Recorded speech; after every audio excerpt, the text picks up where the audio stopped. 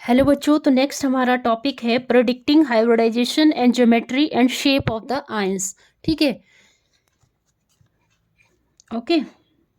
तो जैसे कि आपको फॉर्मूला पता है, मैं यहाँ पे फॉर्मूला लिख देती हूँ। हाइब्रिडाइजेशन H से डिनोट करते हैं हाइब्रिडाइजेशन को। 1/2 valence electron of central metal atom और मोनो एटॉमिक एटम्स, Ma से डिनोट कर रही हूँ मैं। Charge on cation plus charge on A9. ठीक है, तो फर्स्ट हम आयंस लेते हैं, जैसे NH4 पॉजिटिव आयन। ठीक है, NH4 positive ions. Nitrogen atomic number 7, electronic configuration 2 5। अब यहाँ पे हाइब्रिडाइजेशन लिखनी है इसकी, तो 1/2 वैलेंस इलेक्ट्रॉन नाइट्रोजन में कितने बच रहे हैं 5। मोनोवेलेंट एटम है, हाइड्रोजन के मोनोवेलेंट एटम है 4।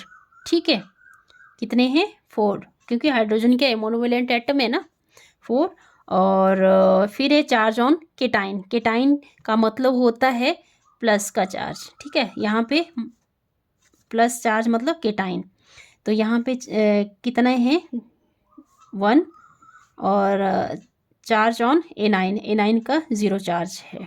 ठीक है, तो क्या हाइब्रिडाइजेशन हुई, 1/2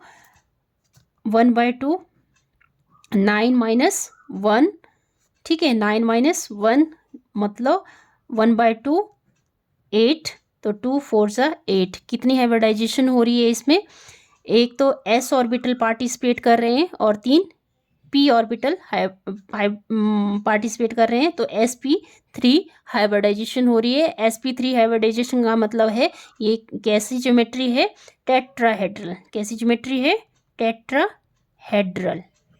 ठीक है, फिर नेक्स्ट आयंस लेते हैं हम H3O positive ions. H3O positive ion, तो इसमें सेंट्रल मेटल एटम क्या है, ऑक्सीजन।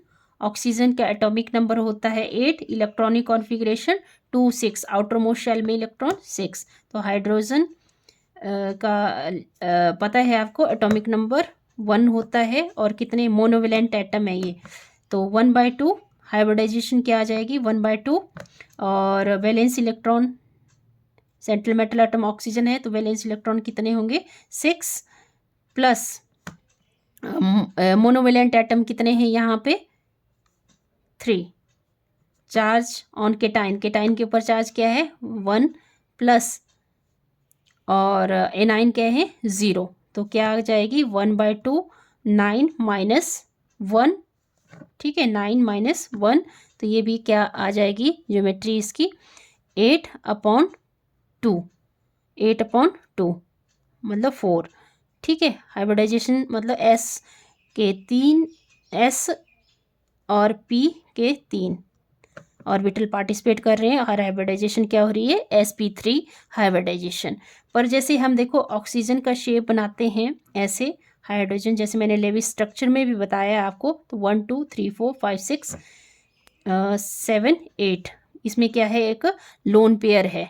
लोन पेयर की वजह से इसका जो स्ट्रक्चर है वो कैसा बनेगा, कैसा स्ट्रक्चर बन रहा है इसका, पिरामिडल की तरह। इसका स्ट्रक्चर कैसा बन रहा है, पिरामिडल, पिरामिडल स्ट्रक्चर। ठीक है, पिरामिडल की तरह इसकी ज्योमेट्री या शेप बोल सकते हैं इसको।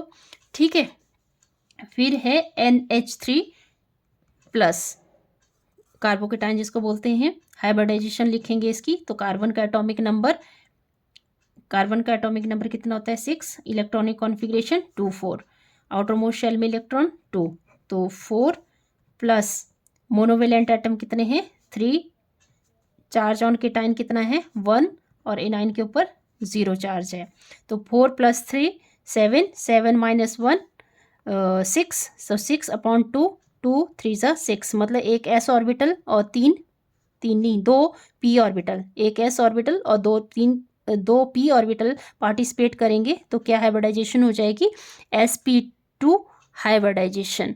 और sp2 हाइब्रिडाइजेशन कैसी होता है, ज्योमेट्री कैसी होती है, ट्रायंगुलर प्लेनर, ट्रायंगुलर प्लेनर,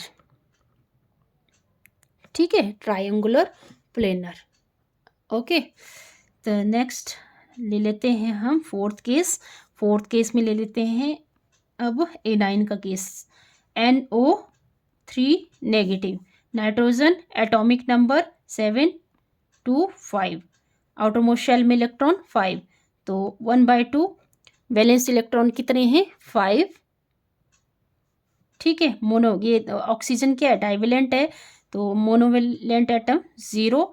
अब है चार्ज ऑन केटाइन 0 है, और A9 ये माइनस क्या होता है, A9 होता है, ये मैंने आपको पिछले वाली वीडियो में समझा दिया है, ये A9 होता है। यहाँ पे A9 क्या है 1, ठीक है, A9 कितना है 1, तो ये 5 + 1 6, 6/2 3, 2 3 ज़ा 6, तो ये एक s ऑर्बिटल और 2 p ऑर्बिटल, तो क्या हाइब्रिडाइजेशन हो रही है, sp2 हाइब्रिडाइजेशन, sp2 हाइब्रिडाइजेशन, ठीक है।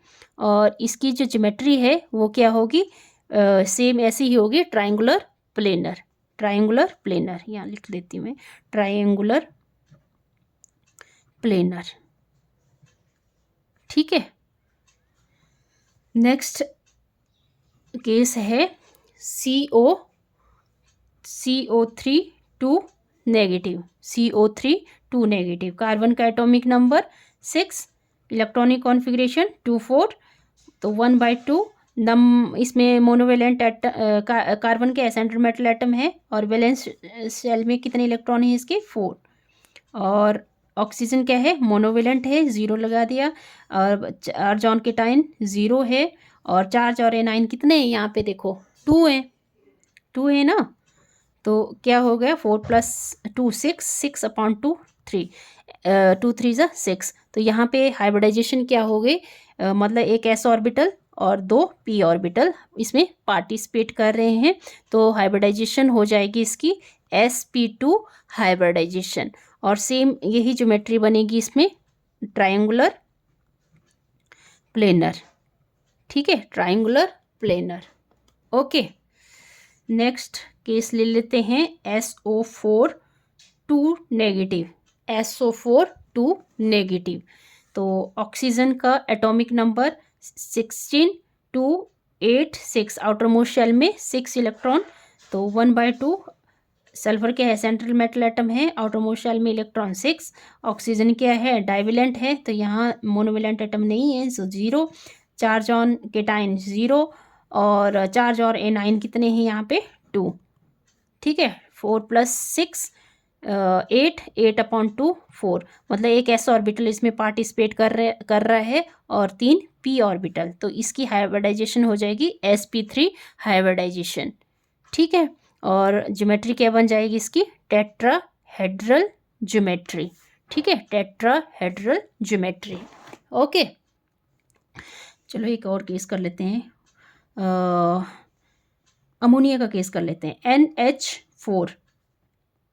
NH3 सॉरी, अमोनिया NH3, तो यहाँ पे नाइट्रोजन का एटॉमिक नंबर 7, इलेक्ट्रॉनिक कॉन्फ़िगरेशन 2 5, तो 1/2, और यहाँ आउटरमोस्ट शेल में इलेक्ट्रॉन 5, हाइड्रोजन क्या है, मोनो एटॉमिक एटम है, तो कितने हैं ये 3, और चार्ज ऑन केटाइन 0 है, चार्ज और A9 भी 0 है, तो 8/2 4, मतलब एक s ऑर्बिटल और 3 p ऑर्बिटल इसमें क्या कर रहे हैं, पार्टिसिपेट कर रहे हैं, और हाइब्रिडाइजेशन क्या होगी अमोनिया की, sp3 हाइब्रिडाइजेशन।